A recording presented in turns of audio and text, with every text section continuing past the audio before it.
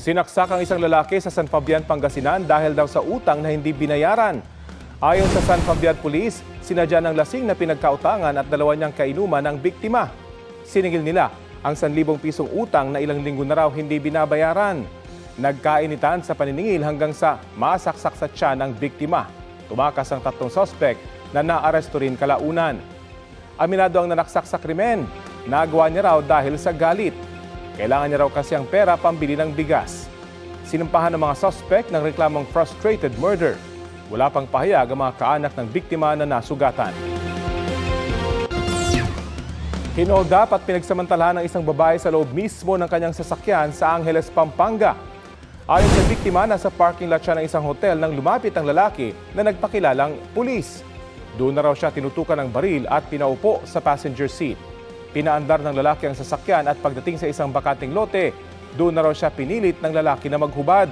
Tinangay pa ng lalaki ang kanyang cellphone at cash na 13,000 pesos. Ibinalik siya ng lalaki sa parking area at saka siya iniwang nakapiring, nakatali ang kamay sa kambyo at walang damit. Kalaunay may nakakita sa kanya at kinulungan ang biktima. Patuloy ang investigasyon dito ng Angeles City Police.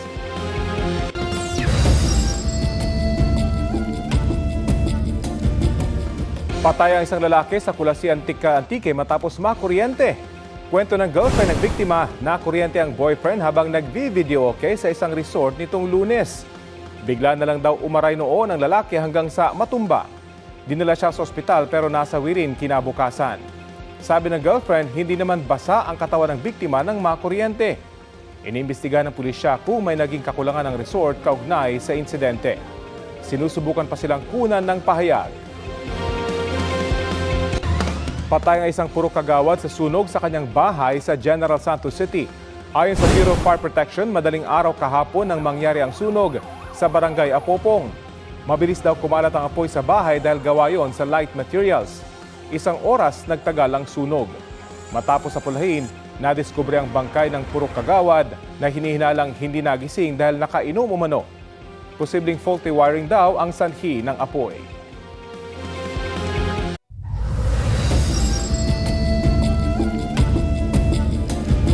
Update tayo sa panibagong pagbuga ng abo ng Bulkang Canlaon. Live mula sa La Castellana, Negros Occidental, may ulat on the spot si Eileen Pedreso ng GMA Regional TV. Eileen? Rafi, nasa likod ko ngayon ang Bulkang Canlaon dito sa Negros Island. Apektado ng ashfall ng bulkan kaninang umaga ang ilang lugar. Sa kuha ng IP camera ng FIVOX, dinig ang malakas na pagsabog mula sa bunganga ng bulkan 7:33 kaninang umaga. May ibinugaring pyroclastic density currents o PDC ang bulkan kagaya ng maliliit at malalaking rockstone o bato. Tumagal ng halos 3 minuto ang pagsabog at dinig din ng mga residente ng San Carlos City sa Negros Occidental at Canlaon City sa Negros Oriental. Sa video na kuha ng isa sa mga residente ng Canlaon City, kita ang mga patak ng abo na may kasamang bato na ibinuga ng bulkan. Sa mga larawan naman nakuha nito, makikita na nabalot ng abo pati na ang mga bahay.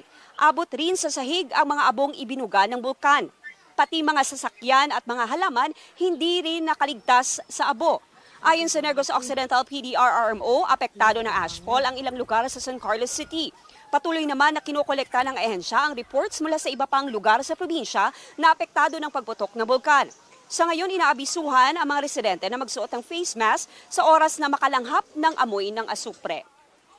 Rafi, wala pang may naitalang inilikas ang Negros Occidental PDRRMO, ngunit patuloy na inaabisuhan ng mga residente na magsuot ng face mask. Hindi rin kita sa mga oras na ito ang bulkan dahil natatakpan ng ulap at may mga paminsan-minsang pag-ulan dito sa La Castellana.